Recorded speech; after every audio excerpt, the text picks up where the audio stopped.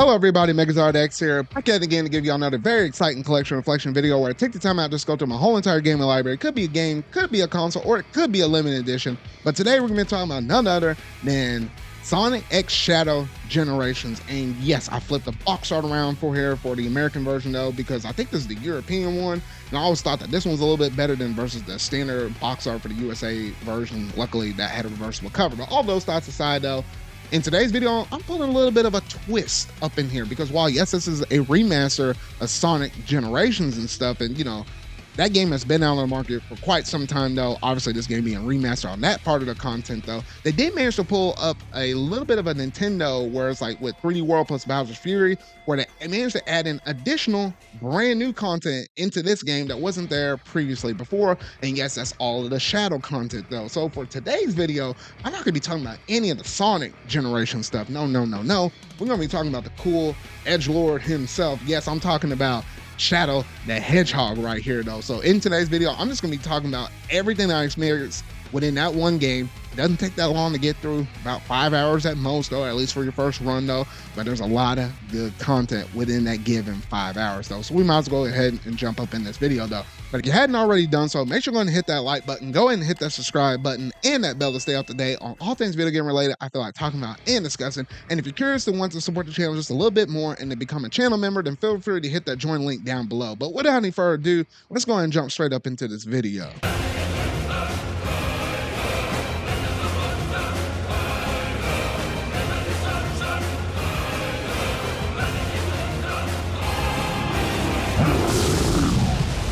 Sonic X Shadow Generations. Now, originally, when they managed to make this announcement for this game, I was like, oh, okay, it made sense for them just to do a Sonic Generations remaster and stuff like that. We're coming right off the heels of Sonic Colors and stuff. I heard from a lot of people that game kind of left a little bit more to be desirable. Like, I like the original version, though. It didn't necessarily have the greatest reputation in terms of them just remastering that game, though. But then when they brought in this boy over here, my old boy Shadow from the SA2 era, or Shadow the Hedgehog as some other people like to know him by, oh my goodness gracious.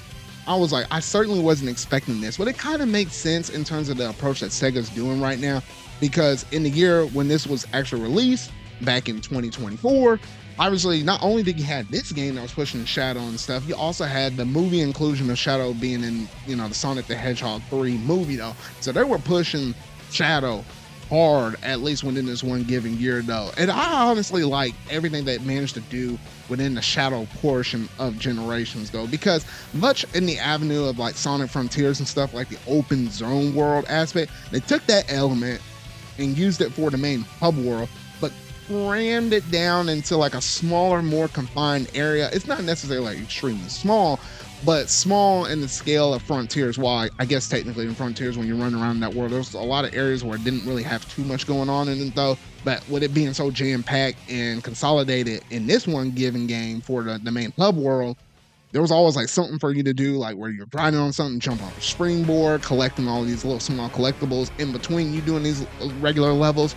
It's always something for you to kind of do, and I always caught myself just kind of running around, messing around with certain stuff in the main hub world though. So it's a nice, good, explorable hub world that just kind of, you know, allow you to do some things here and there while you're not actually participating in doing a main level. But one of the things that made the Shadow Generation portion really interesting, let's be honest, it all comes down to the level structure design. Yes, while they were taking a lot of inspirations from a lot of past games and stuff, from like SA2, maybe Shadow the Hedgehog itself, or even some levels inspired from Sonic 06, I felt like the level design that they had up in there was superb. Like, I felt like we hadn't had good level design in some of these games since, honestly, I'm gonna go ahead and say it, since like Sonic Color, Sonic Unleashed. Like back in those days though, because I feel like more recently, especially when you look at games such as like, you know, Sonic Forces and stuff, you were able to blast through some of those levels really quick with the boost mechanic. Like you kind of abused it to, you know, to some people's better or worse, depending on if you're trying to go through and speed run through a level though. But I just felt like recently a lot of Sonic games just don't manage to have a lot of content in a given level where you just run through it way too quick though.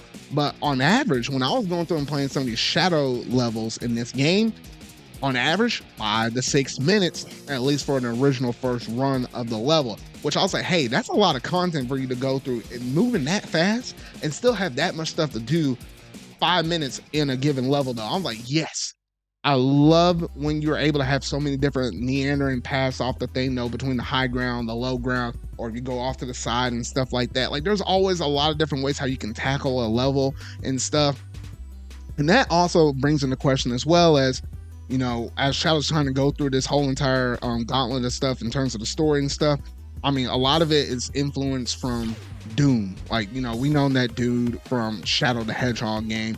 I managed to have a copy of that game. I managed to get it on the GameCube too long ago, maybe about a year or two ago or so, though. So I'm at least familiar with that antagonist now, thankfully, before this game even came out, though. But the cool thing in this game is they managed to have like Doom abilities where it's like, hey, you can have certain things where it's like you can surf on the water or whatever, or grow wings and like fly through the air and stuff, or, manage to kind of turn into like a blob of some kind or whatever, though, and be able to traverse in certain kind of poisonous land where it'll naturally kind of slow you down if you were just trying to walk or run across it. So incorporating some of those things that you can do in the main hub world, but also within the levels themselves, gives you a lot of cool different replayability, because you can kind of discover certain routes and try to get through the levels a little bit faster and such, though.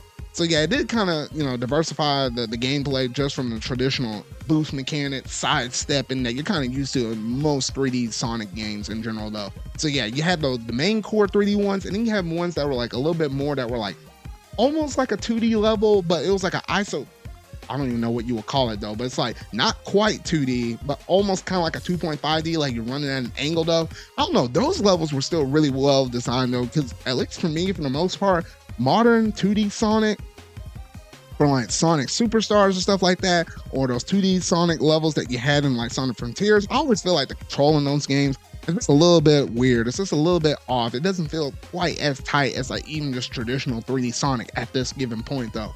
But what I experienced within those 2D sessions in Shadow Generations, that was honestly as if like you were just playing traditional 3D. Like the controls were tight, and I love traversing through all those levels. Like I thought it was just nicely well designed levels, though.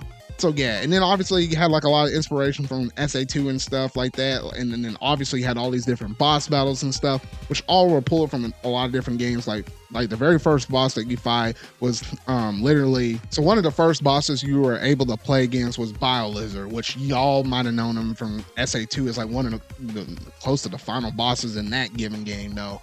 But yeah, I like the way how they managed to bring back old stuff, incorporate some new things, incorporate some of the Doom abilities and stuff like that. This definitely gives a brand new, fresh coat of paint to a lot of these older style things, and it's kind of bringing them up into the modern day times, though. And honestly, even the Kingdom Valley levels that were from Sonic 06, I was like, everybody talks crap about that game, though. But some of those levels in this game were some of my most favorite, just running around, hitchhiking, rides and stuff from the owls and stuff like that, or I say owls, the birds and stuff like that. Like, my goodness, like those were some really well crafted levels and stuff like that. So honestly, when I sit back and look at this game just in general, I'm like, Sonic Team, you had some stuff going within the Shadow Generation portion of this whole entire game. If you take those level designs, that meaty, chunky 5 minutes of goodness that you manage to have from the levels, you can still incorporate the boost formula, but it doesn't necessarily feel like you're going too fast for your own good. And if you manage to incorporate all of that stuff into your next main game, and then maybe take some of the, the open zone aspect stuff that you managed to do from Frontiers and blend the two very nice and well, then hey, that's gonna be a nice evolution from Sonic Frontiers to whatever the next game happens to be, though. So that's why I'm really hoping from Sega, because I feel like Sega overall as a brand has been doing a lot better between like their Yakuza series and stuff like that, or the Atlas stuff like recently with Persona, or even Metaphor Refantasio and stuff. They have a lot of good things going for them, though. I'm just hoping that at least what I would dub as the Sega mascot, it being Sonic and stuff, they managed to do some cool stuff with that. I didn't really delve too much into the story, because I mean, it's a really short experience, though. But obviously, the experiences with Gerald as well as Maria and stuff, like they're here in the story. I won't delve too much into it, because you say a few things about it and you about spoil the whole experience in terms of story aspect, though. But the gameplay, It's all there. There's side stuff you can do, even in the open world stuff, in terms of like little small collectibles that kind of keep you busy from time to time, though. And then obviously once you beat the game, though, they got harder levels and stuff and harder challenges as well, though. So overall, this is a great experience from start to finish. It doesn't take you a really long time to beat, just 5 hours and stuff like that. The roughly good approximate time that I feel like a Sonic game should be, at least for a small scale like this. Granted, if this was like a whole entire experience like a Sonic Frontiers, then yeah, I would want it to be a little bit bigger, have more levels and stuff. That's the only thing I felt like this little experience was missing, though. But I do understand this was just an add-on to the baseline game of Sonic Generations. At some point, I'll sit down and play the basic Sonic Generations from start to finish. I had it on PC originally, though, but overall, this is really good stuff. Really good stuff, Sega. Keep it up. Keep it up. But yeah, that's kind of basically all I have to say in terms of Sonic X Shadow Generations, or at least the Shadow side of Generations, though. So if you really like this video, make sure you're going to hit that like button, go ahead and hit the subscribe button and that bell to stay up to date on all things video game related I feel like talking about and discussing. If you're curious to become a channel member, then feel free to hit that join link down below. But that's going to do it for today's video. So remember, y'all, until our video I make next, see y'all.